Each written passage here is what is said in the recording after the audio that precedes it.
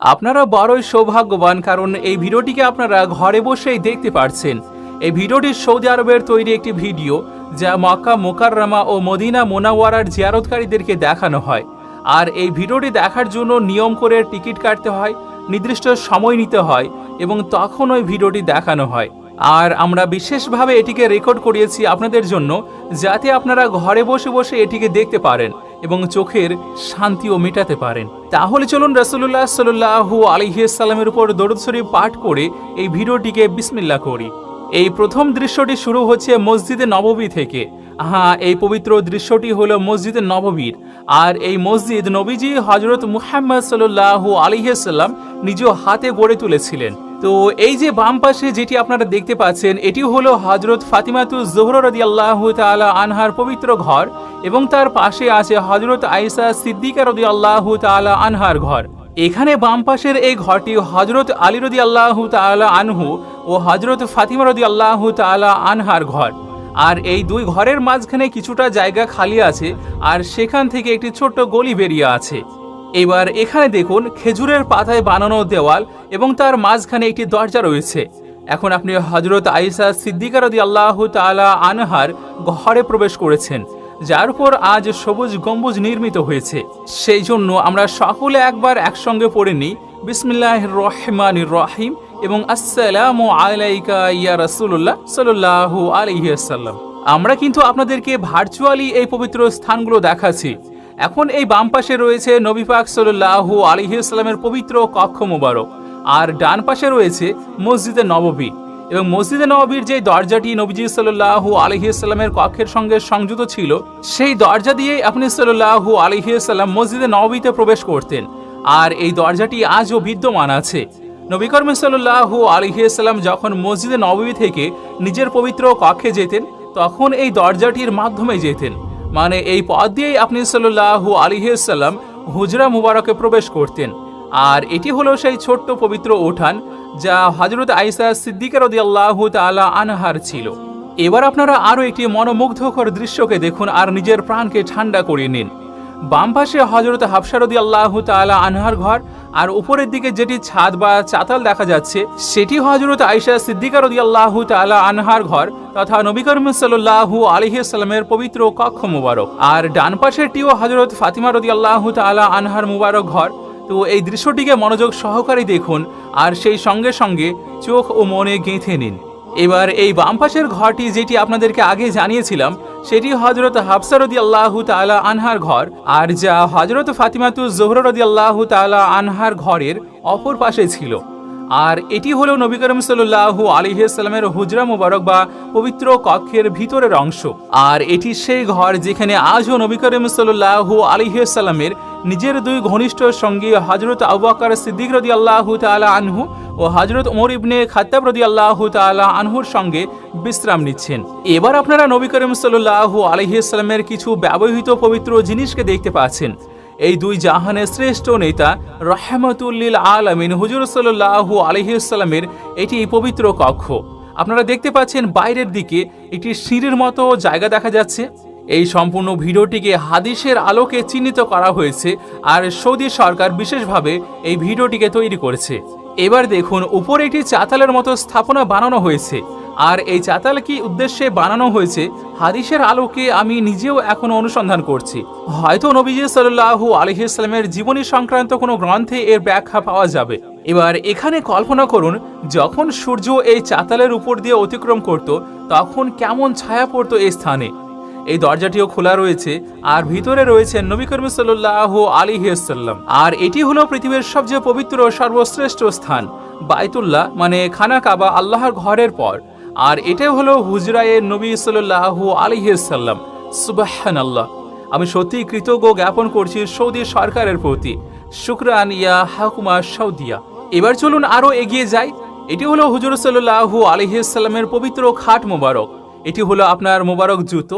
এবার নিচে আপনি হুজুর সাল্লাল্লাহু আলাইহি ওয়াসাল্লামের মোবারক বর্ষা দেখতে পাচ্ছেন। উপরে কিছু তীর ঝুলানো রয়েছে, আর এখানে কিছু জিনিস, যার মধ্যে একটি প্রদীপ, একটি পেয়ালা, আরও কিছু ছোট ছোট পবিত্র জিনিস স্মৃতিচিহ্ন হিসাবে এখানে সংরক্ষিত রয়েছে, আর যেগুলোর উল্লেখ বিভিন্ন হাদিসেও পাওয়া যায়। এবার দেখুন সেই সময়কার দেওয়ালগুলো কেমন ছিল। এই ধরনের দেওয়ালের বিষয়ে একবার হযরত আয়েশা সিদ্দিকা রাদিয়াল্লাহু তাআলা আনহা চেয়েছিলেন সেগুলো একটু সাজাতে।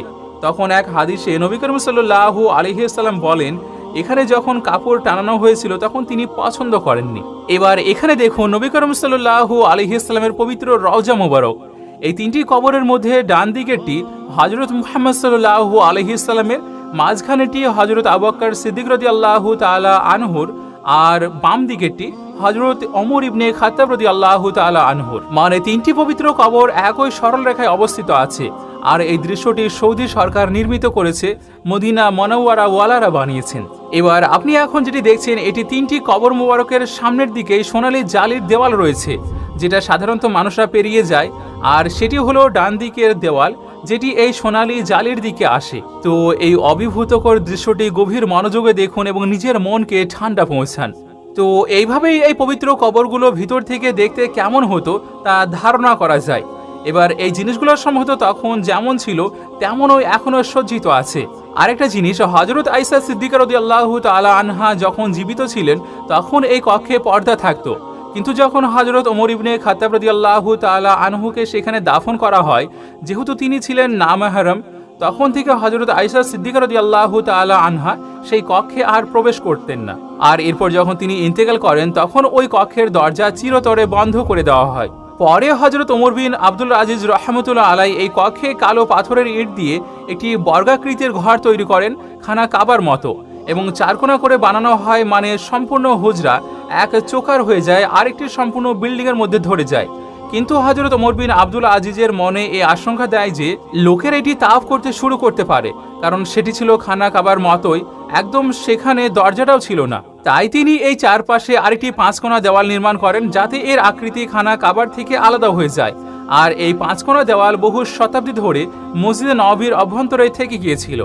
আর এই পাঁচকোনা দেওয়ালের চারপাশে মানুষ নামাজ পড়তে আসতো, দেখতো, এবং এর উপরেও একটি গম্বুজ নির্মিত ছিল। তো এরপর যখন পুরানো মসজিদে নববী 100 বছর অতিক্রম করে ফেলেছিল তখন তার সম্পূর্ণরূপে ভেঙে ফেলা হয় এবং নতুনভাবে নির্মাণ করা হয়। এরপর পাথর, চুন এবং উন্নত মানের ইট ব্যবহার করে মসজিদ নির্মাণ করা হয়েছিল। আপনি এখন যে মসজিদটি দেখছেন এটি প্রায় 400 বছর আগের নির্মাণ শৈলীতে তৈরি। আর আজ যখন আপনি সোনালী জালির সামনে দাঁড়িয়ে সালাম পেশ করেন তখন আপনার মন চায় যে ভিতরে কি আছে তা একবার দেখে নিই। তো দেখুন, এই বাম পাশে আপনি রিয়াজুল জান্নাহ এবং মসজিদে নববী দেখতে পান, আর সামনে সোনালী জালি। আপনারা এখানে গিয়ে ডান বাম দিকে তাকিয়ে তো দেখেন। এবার সামনে একটি দরজা দেখতে পাচ্ছেন, আর এই দরজাটির নাম হলো বাবে বক্কি। এখানে সবার ইচ্ছে হয় একবার এই সোনালী জালির ভিতরটাই চোখ বুলিয়ে নেওয়া যায়। আর এটিও সৌদি সরকার সম্ভব করেছেন।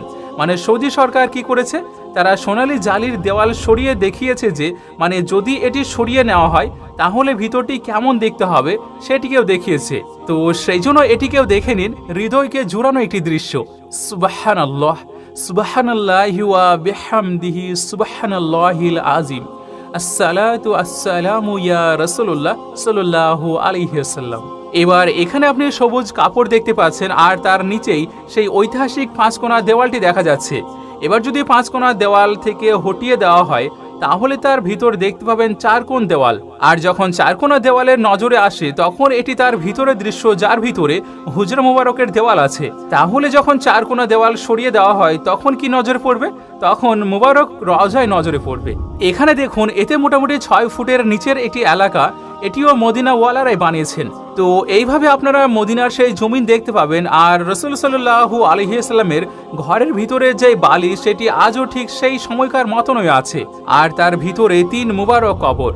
এবার আব্দুর রহমান আল সামুদ রহমতুল্লাহ আলাই যখন নিচে নেমেছিলেন তখন তিনি দেখেছিলেন বাকি 2 কবর তো মোটামুটি জমি বরাবর হয়ে গিয়েছে, যদিও 1-2 ইঞ্চি পার্থক্য হবে, যা হযরত ওমর বিন খাত্তাব রাদিয়াল্লাহু তাআলা আনহুর কবর মোবারক ছিল। তো আবারও জানিয়ে দিচ্ছি, এই সম্পূর্ণ দৃশ্যটিকে সৌদি সরকার মদিনা ওয়ালারা আপনাদেরকে দেখিয়েছে। চোখকে নরম করে নিন, হৃদয়কে ঠান্ডা করে নিন। সম্পূর্ণ পৃথিবীর মুসলমানের চোখকে ঠান্ডা করার জন্য সৌদি আরবের লোকেরা এই ভিডিওটিকে বানিয়ে দিয়েছেন। আর আমরা আশা রাখছি আপনারাও নিজের চোখ ঠান্ডা করে নিয়েছেন। এবার সকলের জন্য দোয়া করব। আর নবী করিম সাল্লাল্লাহু আলাইহি ওয়াসাল্লামের উপর সহস্র দরুদ পাক পাঠিয়ে দেন যাতে করে আপনার দুনিয়া আখিরাত উভয় জায়গায় কামিয়াব হয়ে যায়। আমিন।